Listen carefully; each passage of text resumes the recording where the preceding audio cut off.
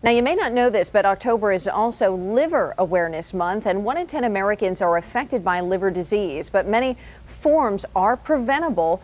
With me now to talk about how you can stay healthy in this way is Dr. Mitchel Goldman from UCSD. So thank you once again for being here on this fine Tuesday. Good to be there. Let's talk about the liver, because aside from the skin, it's the largest internal organ of the body, and I kind of liken it to a pool filter, in that all these different toxins and everything kind of gets sifted through there. Exactly, but unlike a pool filter, it'll actually regrow itself. So, you know, the liver takes all the toxic waste out of our body and lets us expel it. But as it's doing that, some of the cells die, and so the liver will regenerate more than almost any other organ in our body. And it is so critical because of that. But there are a lot of issues that can arise from it. Most people think most of the problems with liver disease, it's kind of a misnomer, but are a result of too much alcohol. It is. And, you know, alcoholism and cirrhosis of the liver is a huge problem, but people can also get liver disease from a variety of other things, such as infection.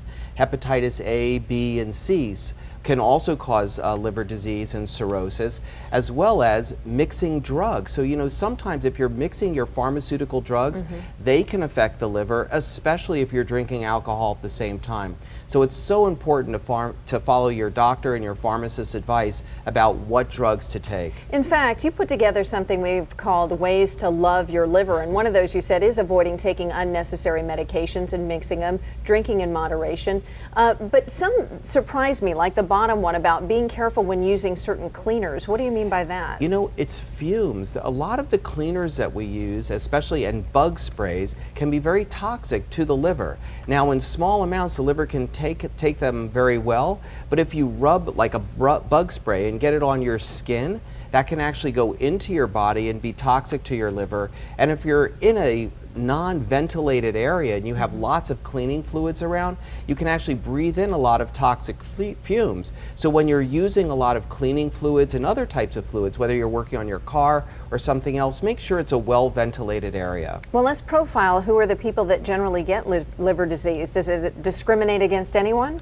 It really doesn't. And one of the big problems we have is also liver disease can infect infants or the newborns. There's a condition called biliary atresia, where the bile ducts, which help to take the toxic things away from the liver, aren't there anymore. And no one knows why this happens, but it can be fatal to newborns. Fortunately, with advances in liver transplants, we can actually take those people that have bad livers from atresia or things like cirrhosis and transplant them. And indeed, a friend of mine had a young child born with biliary atresia who almost wasn't going to make it, but fortunately got a liver transplant last year and is now as healthy as ever. Well, 26,000 people die a year from liver disease, you say, and some 30 million Americans affected. So thank you for bringing it to our attention. It's always good to see here. you. All right, he'll be back here, Dr. G, next Tuesday with some more advice. And in fact, we're going to tackle some of the latest and greatest in research and whatnot when it comes to breast cancer. Yep.